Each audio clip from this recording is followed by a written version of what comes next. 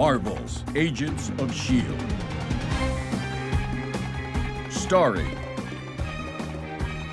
Clark Gregg, Ming-Na Wen, Chloe Bennett, Elizabeth Henstridge, Henry Simmons, Natalia Cordova Buckley, Jeff Ward. So if you enjoyed this video, please remember to subscribe and all that, and we've been doing absolutely amazing with subscribers lately, and I'm hoping to reach 400 pretty soon, which will be awesome. So thank you very much for watching this video anyway. So something I thought might be fun to talk about or think about is what the new timeline or the current timeline in Agents of S.H.I.E.L.D. Season 7 is like, since over the course of the last couple of episodes there have been huge changes that will ultimately result in a Season 1 or a Season 2 of S.H.I.E.L.D. that will be vastly different than what actually happened in the show. Now, a lot of this is speculation and just what I believe would have happened in the current timeline. We likely won't actually see a lot of any of the impacts in the final 3 episodes, but it's going to be fun nonetheless. So first off, I'm going to do a quick rundown of things that have changed or are different in the current timeline. So we have Sousa obviously not killed by Hydra in the 1950s. Then we have Wilfred Malik surviving longer than he should have. I think it's about 6 years longer than he would have in the original timeline. We have Project Insight being attempted 4 decades sooner than usual, rather than 2014 in Captain America the Winter Soldier. Nathaniel Malik is very much still alive and has quake powers. Mac's parents are killed much earlier, and Mac and his brother live with his uncle. Daisy's sister doesn't kill herself at Afterlife, Jiaying isn't dead, Gordon isn't dead, and Afterlife is practically destroyed and probably won't become a sanctuary for Inhumans. And on top of this, Garrett has Gordon's teleportation powers and has knowledge of the future and how his history would play out. So those are the big events that don't happen in the original Agents of S.H.I.E.L.D. timeline. Let me know if I did miss any, but I wasn't trying to do everything, just the big ones that we saw in the episodes. Okay, so let's break these down and think about how they will affect the timeline. So honestly, in terms of Sousa not dying, this one could either be extremely important or not at all. Hydra believe that they killed Sousa anyway, so this one actually probably has no impact on the timeline changing anyway. Another side is that somehow in every timeline, Sousa might fake his death, meaning that this could have played it the same way no matter what. Wilfred Malik surviving also ended up not having much of an impact on the overall timeline since he died 6 years later anyway, and his biggest impact seems to be attempting Project Insight early, which failed anyway.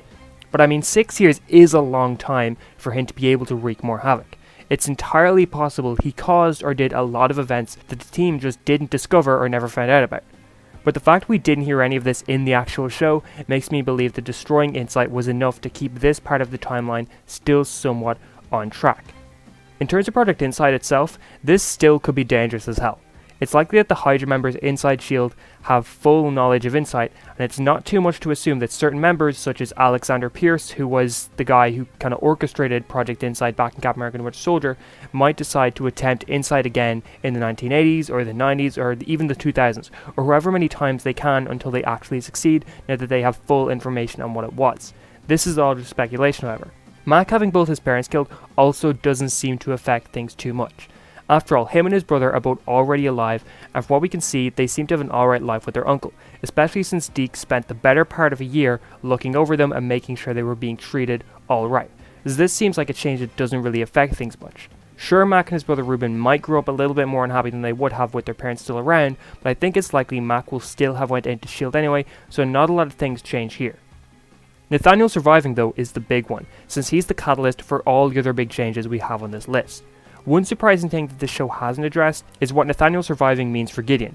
It's entirely possible with the effect of his father being around longer and him not being responsible for the death of his brother means Gideon doesn't go into Hydra at all and carves his own path.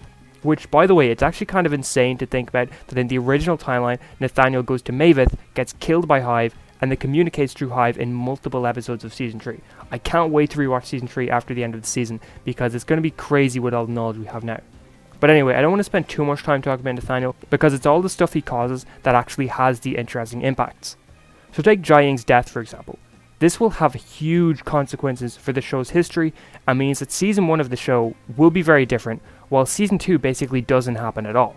Because think of it, with Jiaying dead, she doesn't meet Cal and have Daisy. The only member of Jiaying's family in this timeline is Korra. On top of this, Whitehall won't be able to use Jiaying's genes to give himself immortality, and thus it's very likely that Whitehall, or Reinhardt as he's known as at the moment, will die of old age in the late 1980s or early 1990s. With him dead and no Garrett in Hydra, maybe even no Gideon in it either, it's entirely possible that the Hydra uprising dies during Winter Soldier. They can't get much further than that uprising because there may not be enough big heads inside of S.H.I.E.L.D. to sustain Hydra. Sure, you have Unstrucker and the Table of Hydra from mid-season 2, but maybe they just can't handle this on their own. And on top of all of this, with Whitehall not around, he wouldn't be able to start the Destroyer of Worlds project, which could mean that Hale will go into S.H.I.E.L.D. instead of the Air Force and just not have Ruby, and thus mean the world doesn't get cracked and the entire events of Season 5 don't happen either. It's insane thinking of the repercussions something as simple as Jiaying's death could have. Garrett not being Hydra either also likely means Ward won't be around. Ward won't have the influence of John in his life and likely could go into S.H.I.E.L.D. fully with Victoria Hand as his mentor instead. Like, think of the good guy that Ward was in the framework, and you're probably pretty close to who he actually was in this current timeline. Now don't get me wrong, no Daisy and no Sanctuary for Inhumans is definitely bad, but the new timeline would have Hydra significantly weaker and likely not a match for S.H.I.E.L.D. at all. Imagine Civil War or Infinity War with a fully capable S.H.I.E.L.D. that didn't go through the Hydra split. Things could have surprisingly been a lot brighter in this current timeline. But the final 3 episodes could also prove me wrong and show us that the entire timeline is completely fucked either way.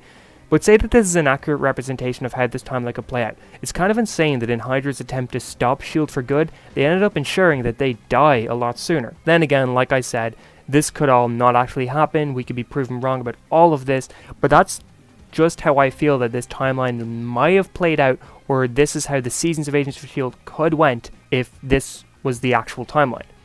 But yeah, let me know what you think about all that. Do you agree with what I said? Do you disagree? Did I miss anything big that might help this theory or disprove this theory? I'm also working on a pretty cool video where I'm going to be talking about every Marvel Comics character who appears in Agents of S.H.I.E.L.D. I'm going to try and get that up by next weekend, maybe next Sunday, so probably a week from now. I might even premiere it because I'm spending a little bit extra work on that video than I would with normal videos, so I really want that one to be good.